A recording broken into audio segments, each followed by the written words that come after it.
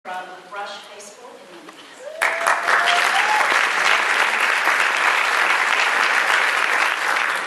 understand that you play the cello and you enjoy it. Yes, I do. How long have you been playing the cello? I started in 5th grade. That's when our school system starts with the instruments, so that's when I started. Very good. Keep your eye on it. You plan to major in psychology and cultural studies, and you're contemplating attending DePaul University. Yes, Ready for your question? I'm ready. Here we go. Hannah, if you could live anywhere in the world, where would it be? Well, it's tough because there's no place like home, but if I could live anywhere, I would probably live in California because I feel like since I want to go into like mental health professions, they're really open to new perspectives in the mental health field, and I feel like it would also be a lot warmer than here. So.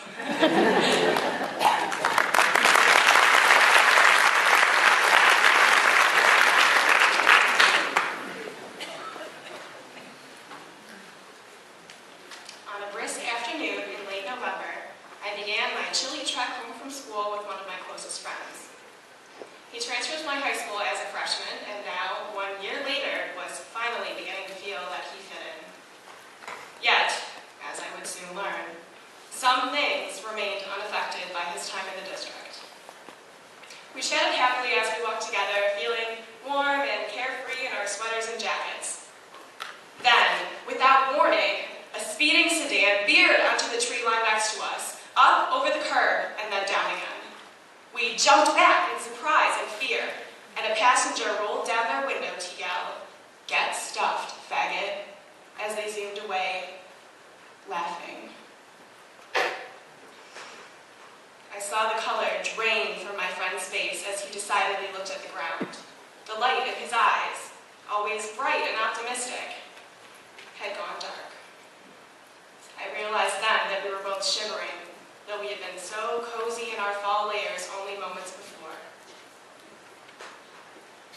Yes, John was gay. A month ago, John had come out of the closet with the help and support of his friends. Several people had started rumors about John's sexuality from the moment he transferred to our school, but the snide comments and unjust acts multiplied after he came out. As John and I continued walking, I was brimming with unanswered questions. Had that really just happened? Who would do that and why?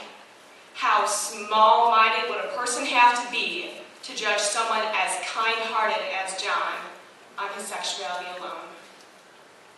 No, I thought to myself, to judge him on his sexuality at all was wrong.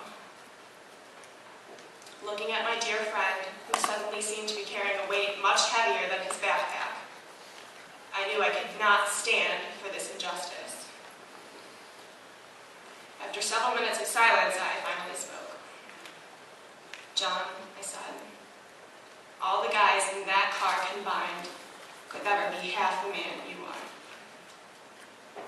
John looked up at me with a smile in his eyes, and soon we were both laughing again. Although John quickly became more comfortable with his sexuality, my frustration only grew. As such, I began to look for ways to speak out against prejudices and to stop the hate. While no prejudice act should be tolerable, I felt most inspired to stop sexual orientation-based discrimination. I began participating in and later organizing my school's Day of Silence. The Day of Silence is dedicated to raising awareness about the negative effects of discrimination based on sexual orientation. Every year since this incident, I have remained silent for 24 hours to show my support for this cause. I plan to continue participating in the Day of Silence for the rest of my life and will be a part of Gay Straight Alliance in college. Most importantly, I promised myself that from then on, I would never allow any act of discrimination I witnessed to go unnoticed. Thank you.